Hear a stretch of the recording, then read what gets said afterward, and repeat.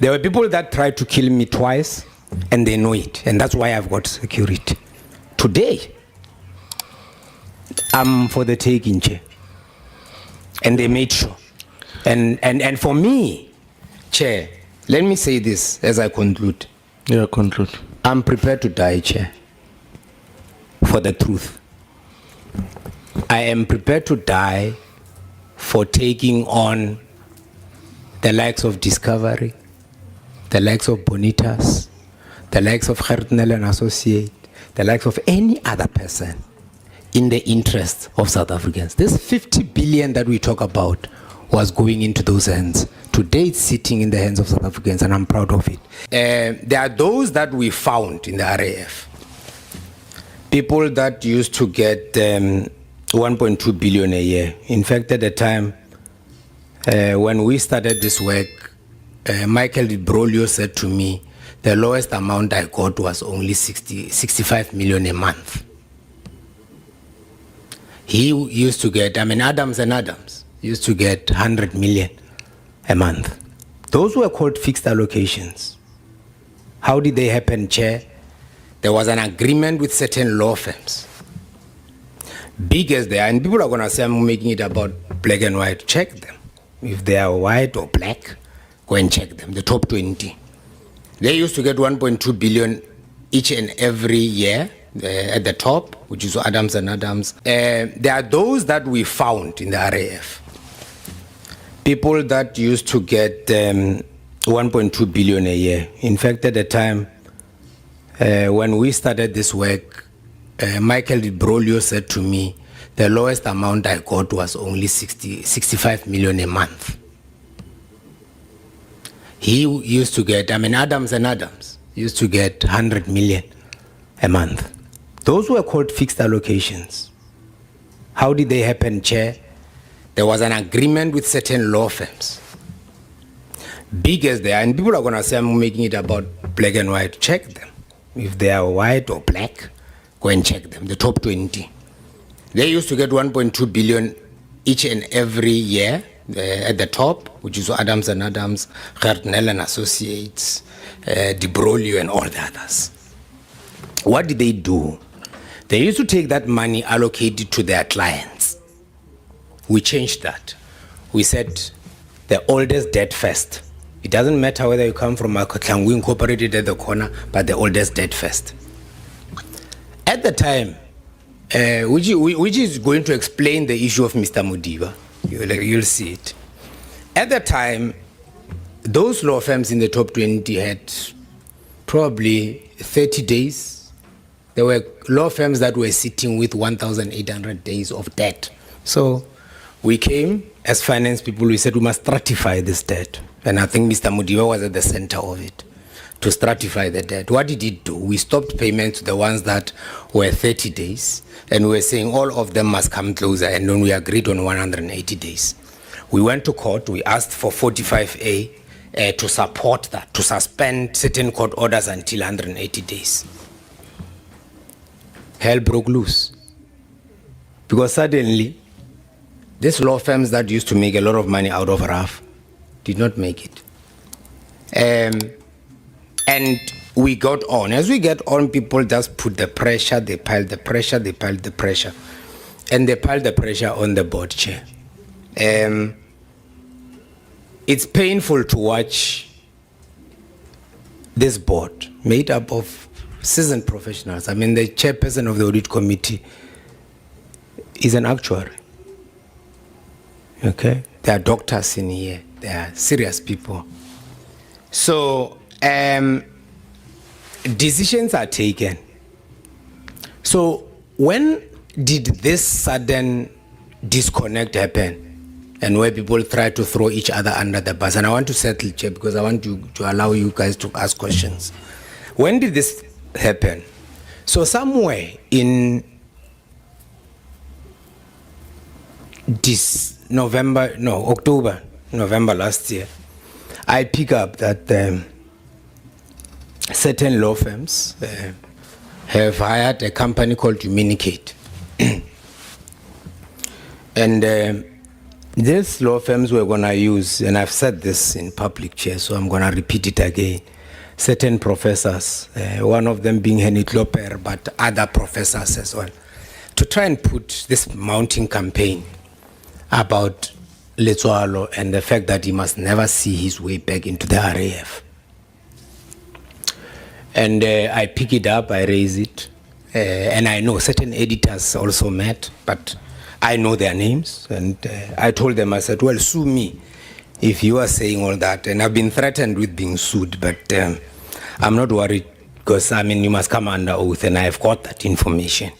So they start this campaign. Then it takes the form of attacking the board, trying to separate me from the board, isolate me, do a couple of things. We discuss this with the board. We agree this is the direction we must go, and we must keep on. So this had started, Chair, a long time ago, but it was before the hiring of this company. As you summarize. Yes. Yeah. So then suddenly I get a call from the chair somewhere around February that says, I just had a meeting with the deputy minister. He is of the view, and she raised this issue that the AXA CEO's position was not advertised. And that that creates issues, and the preference of the ministries that the position must be advertised, my position. So I say, but Chair, what was the nature of this meeting? And what were you discussing?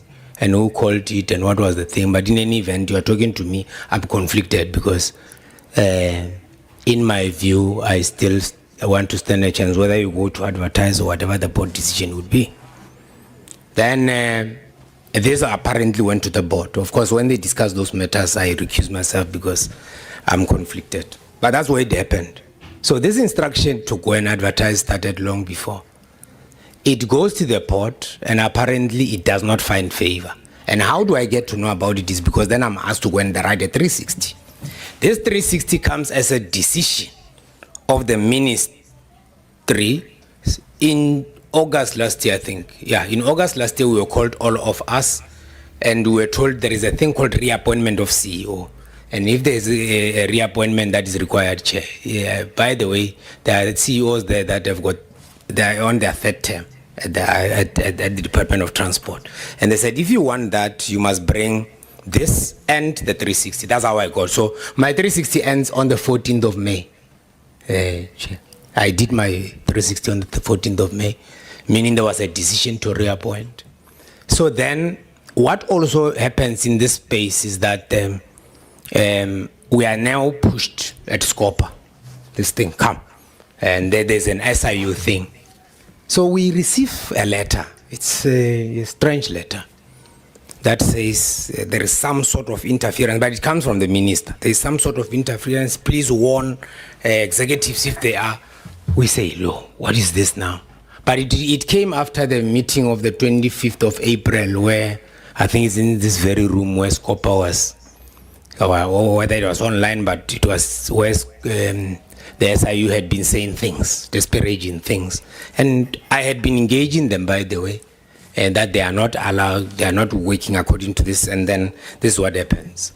But Chair, they must tell you that yesterday, the DM said to them, there shall never be any letter that comes here that talks about reappointment.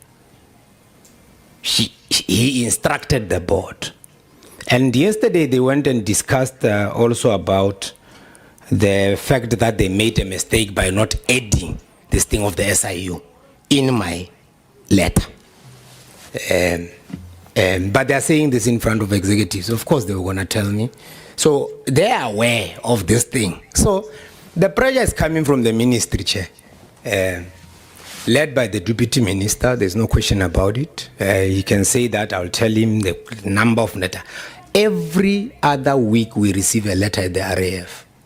We must respond to it. You must ask them the number of special meetings they had to hold because they've taken a decision. Somehow it went out of the board and the DM is aware of it. Then suddenly a letter comes that says, why are you deciding this? Why are you deciding that? So, Chair, is it true that there is interference at the RAF? So this thing is trying to create a whirlwind where this thing must just be seen as this mini mess.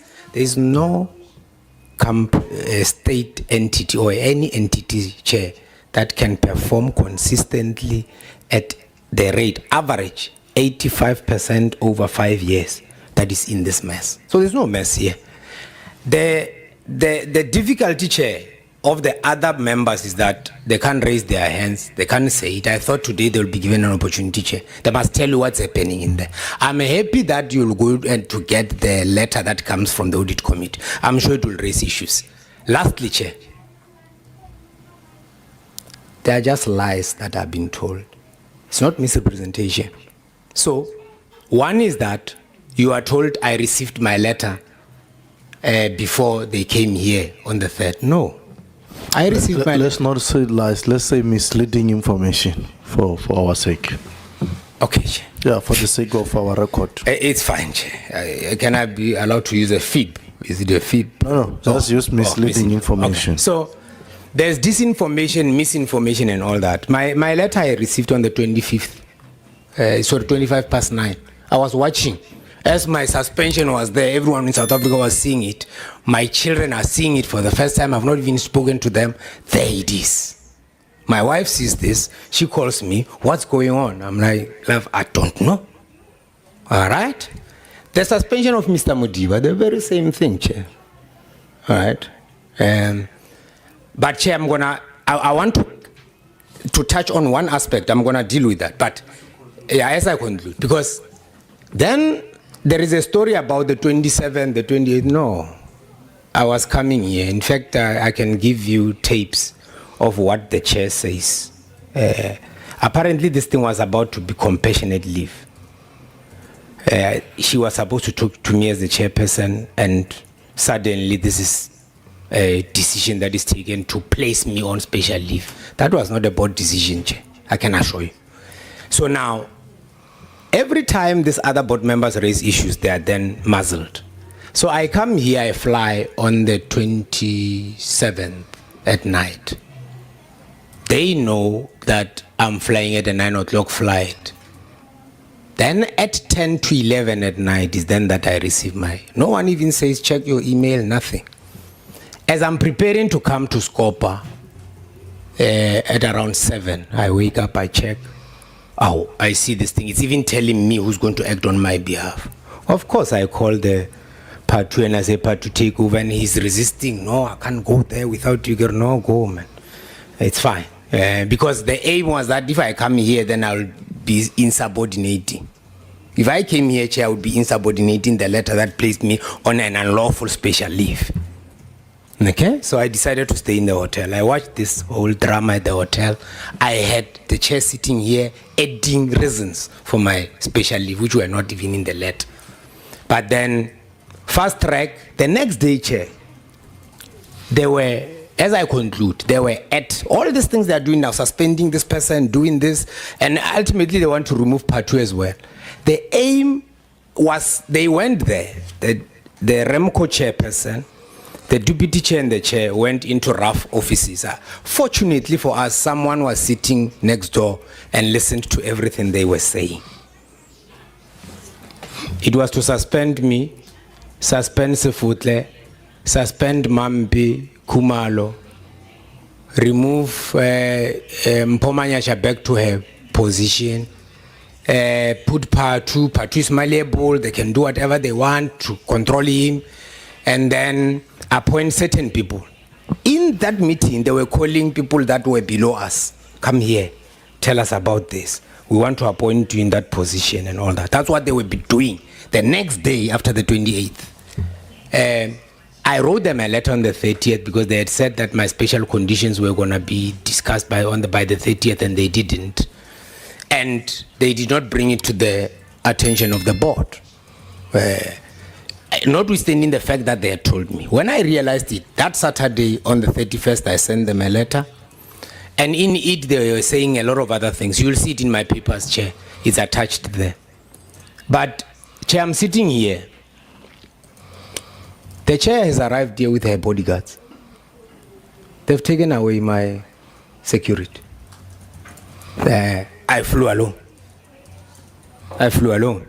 There were people that tried to kill me twice, and they know it, and that's why I've got security. Today, I'm for the taking, Chair. And they made sure. And for me, Chair, let me say this as I conclude. Yeah, conclude. I'm prepared to die, Chair, for the truth. I am prepared to die for taking on the likes of Discovery, the likes of Bonitas, the likes of Gertnel and Associate, the likes of any other person in the interest of South Africans. This 50 billion that we talk about was going into those hands. Today it's sitting in the hands of South Africans, and I'm proud of it. Anything that happens to me, Chair, I'm not a coward. I have never been brought up like that. And for me, it's fine.